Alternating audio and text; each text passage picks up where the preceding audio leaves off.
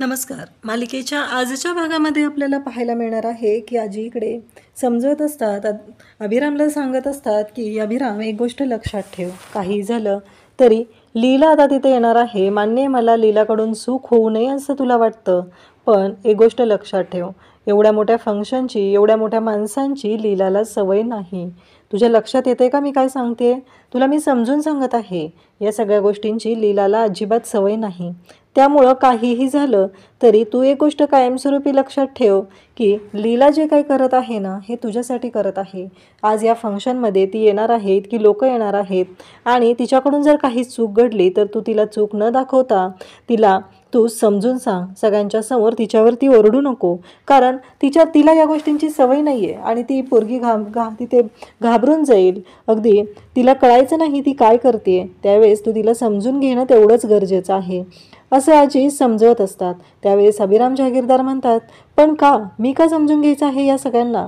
त्यावरती आजी म्हणतात की तुझी बायको येते, आज तिथे येणारी लोक तुझ्याबरोबर काही बिझनेस डील करणार नाहीत, तर तू कसा आहे, माणूस म्हणून कसा आहे, एक मुलगा म्हणून कसा आहे, त्याचबरोबर सासरा म्हणून कसा आहे, बाप म्हणून कसा आहे, त्याहीपेक्षा एक नवरा म्हणून तू तुझ्या बायकोशी कसा वागतो, तुझ्या बायकोला किती रिस्पेक्ट देतो, हे पाहायला ती लोक येणार आहेत.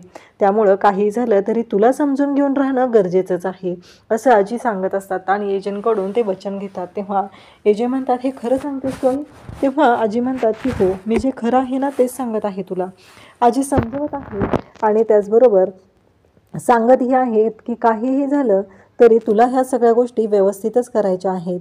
त्यानंतर आपल्याला पाहायला मिळतं की इकडे आजी आता सगळ्यांना तयार व्हायला सांगत असतात आणि एजंटना सांगत असतात की तू त्याचबरोबर तुझ्याबरोबर लक्ष्मी, सरस्वती आणि लीला ह्या सर्व येणार आहेत आणि ईश्वरू, त्याचबरोबर किशोर, दुर्गा, आम्ही सगळेजण एका गाडीतून येणार आहोत. आणि हे सांगून आजी खाली येतात. त्याचबरोबर दुर्गाला म्हणतात, दुर्गा झाली का तयारी सगळी? दुर्गा पण सगळ्या बॅगा द्यायचं वगैरे सगळं काम करत असते. मध्येच तिथे आजींना यश भेटतो. आजी यशला म्हणतात, यश झाली का सगळी तयारी? यश बॅगा ठेवत असतो, यश गाडी चालवणार असतो, किशोर येणार असतो, यश सोबत आहे म्हणल्यावर आजी खुश असतात. त्याचबरोबर आजी इकडे म्हणत असतात की हे काही झालं तरी हे फंक्शन व्यवस्थितच झालं पाहिजे, काही झालं तरी हा गोंधळ होता कामा नये असं आजींचंही म्हणणं असतं. आणि त्याचबरोबर इकडे आपल्याला असं पाहायला मिळतं की यशला आजी म्हणतात, काय झालं, रेवतीशी तुझं बोलणं झालं आहे का? सगळं अंडरस्टँडिंग झालं आहे का? नक्की काय करणार आहात तुम्ही? हे सगळं ठरलं आहे का तुमचं? आजी असं समजवत असतात. आणि त्याचवेळी आपल्याला पाहायला मिळतं की इकडे यश म्हणतो, पण तुमच्याकडे आहे का नंबर तिचा? नाही, माझ्याकडे रेवतीचा नंबर नाही आहे, त्यामुळं माझं आणि तिचं बोलणं असं झालेलं नाही. त्यावरती इकडे आजी म्हणतात, नाही रे, बरं आता तुम्ही तिकडे जाणारच आहात ना, त्यावेळेस मग बोलून घ्या सगळेजण असं आजी सांगू लागतात.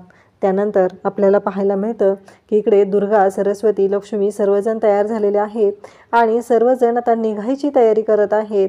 त्याचबरोबर इकडे एजंटनाही आजीनं सांगितलेलं आहे. छान अशी सगळी तयारी झालेली आहे आणि अँकरिंग करण्याचं, त्याचबरोबर एजे आणि लीला बनवून डान्स करण्याचं काम हे या फंक्शनमध्ये रेवती आणि यश करणार असतात. यश हा एजे होणार असतो तर रेवती ही लीला होणार असते आणि त्यांचं नातं जे आहे ते आज जगाच्या समोर येणार असतं. इकडे किशोरची मात्र वेगळीच तयारी सुरू असते. किशोरने काय केलेलं असतं, लीलाला जेव्हा फोन आलेला असतो, व्हिडिओ कॉल आलेला असतो, तेव्हा इकडे रेवतीच्या तोंडावरती जो मास्क लावून तिथे बांधून ठेवलेलं असतं, तो मास्क त्याने आणलेला असतो आणि तो मास्क एजंटच्या कपाटात ठेवलेला असतो. आणि इकडे तेव्हा म्हणतो की आता माझी पूर्ण तयारी झाली आहे, आज एजे माझा प्लॅन फ्लॉप झाला, पण आता पुढचा प्लॅन फ्लॉप होणार नाही. आणि मग त्याने विक्रांतला फोन केलेला असतो आणि त्याला सांगितलेलं असतं की आता पुढची तयारी करायची आहे. विक्रांत म्हणतो, काय करायचं आहे? बँड वाजवायचं आहे का येऊन? तिथं त्यांचं रिसेप्शन आहे म्हणून. तेव्हा किशोर म्हणतो की हो, बँडच वाजवायचा आहे, पण तो बँड वाजवायचा आहे तो एजेचा वाजवायचा आहे आणि त्याला सुखाने जगू द्यायचं नाही. आणि आता तू श्वेताला फोन करायचं आहे, मी तुला जे सांगत आहे ना त्या पद्धतीनं सगळ्या गोष्टी करायच्या आहेत असं तो एजेला सांगत असतं. एजेच्याबद्दल किशोर विक्रांतला सांगत असतो आणि म्हणत असतो की सगळं काय ते व्यवस्थित झालं पाहिजे असं सांगितल्यानंतर आपल्याला पाहायला मिळतं की इकडे आता त्याने तो मास्क ठेवलेला असतो आणि सांगितलेलं असतं की इतक्या दिवस त्या लीलावर कोणीही विश्वास ठेवला नाही, परंतु आता लीलावरती सगळेजण विश्वास ठेवणार, कारण राडाच असा होणार आहे ना, कळणार पण नाही.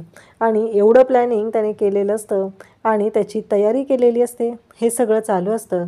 त्याचबरोबर इकडे आता सगळेजण निघत असतात आणि विक्रांतने श्वेताला बोलवून घेतलेलं असतं आणि तो श्वेताला म्हणत असतो की श्वेता तू आलीस ना. तेव्हा श्वेता म्हणते पण इथे का बोलवलं तुला. तेव्हा विक्रांत म्हणतो आठवतंय तुला आज हे रिसेप्शन तुझं असलं असतं. साधी मला सांग तुझी जाऊ दे, तुझ्या आईबाबांची माफी तरी मागितली का कोणी. आठव जरा जे जे घडलेलं आहे ना त्या सगळ्या गोष्टी आठवायचा प्रयत्न कर, मग तुला कळेल की नक्की काय झालेलं आहे ते.